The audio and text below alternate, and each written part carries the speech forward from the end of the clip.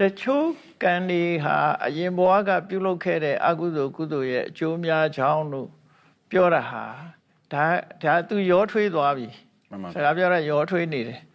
အဲ့တော့ဘုံဘုံရှင်းပြမယ်မှန်ပါဗျာနော်အခုဘဝလှုပ်တဲ့ကံသီးပင်နဲ့၃မျိုးကွဲသွားတယ်မှန်ပါဗျခုနလိုအချိန်မရသေးခင်အစတင်ချိန်နောက်ပြီးတော့အချိန်ရလာတဲ့အချိန်ပြီးတော့အချိန်ကုန်သွားတဲ့အချိန်မှန်ပါဗျ၃မျိုးရှိတယ်အဲ့၃မျိုးရှိတဲ့အချိန်မှာအချိန်စတင်တဲ့အချိန်ကအင်အားတလောက်ကြီးမကြီးသည့်အတွက်ကြောင့်သူကဒီဘဝပဲအကျိုးပေးတယ်ဒါကိုဒိဋ္ဌဓမ္မဝေဒနိယကံလို့ခေါ်တယ်မှန်ပါဗျအချိန်အမြင့်ဆုံးရသွားတဲ့ကံကတော့အနည်းဆုံးအကျိုးပေးမှာဖြစ်တယ်နောက်ဘဝမှာအကျိုးပေးမှန်ပါဗျဒုတိယဘဝဒီဘဝသေတာနဲ့နောက်ဘဝမှာအကျိုးပေးအဲ့ဒါကိုဥပပိစ္ဆဝေဒနိယကံလို့ခေါ်တယ်ပါဠိတွေနဲ့ပြောရင်စကားနားရှုပ်မစိုးလို့မှန်ပါဗျနောက်ဘဝမှာအကျိုးပေးမယ်အဲ့ဒါကအချိန်ရပြီးသားက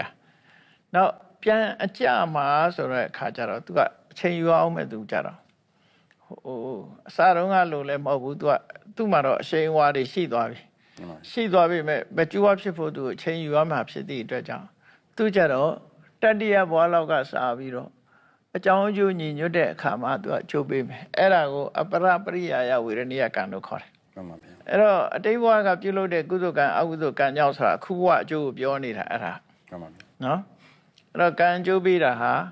ဒီဘဝလုပ်တဲ့ကံသီးပင်နဲ့၃မျိုးကွဲတယ်မှန်ပါဗျအဲ့၃မျိုးကွဲတဲ့ထဲမှာနောက်ဆုံးမှာ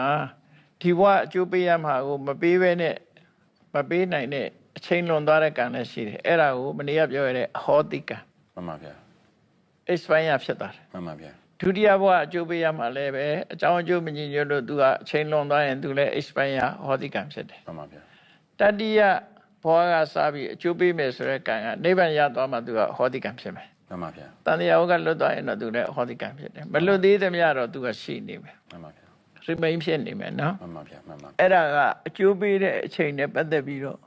မှတ်ရမှာဖြစ်တယ်မှန်ပါဗျနော်မှတ်ရမှာဖြစ်တယ်မှန်ပါဗျနောက်တခြားနည်းနဲ့ခွဲတာတွေရှိသေးတယ်မှန်ပါဗျအပြစ်ကြီးတဲ့သို့မဟုတ်ကုသိုလ်ကံထဲမှာတကယ်ကိုထိရောက်ဆုံးကံဆိုတာရှိသေးတယ်အဲ့ဒါ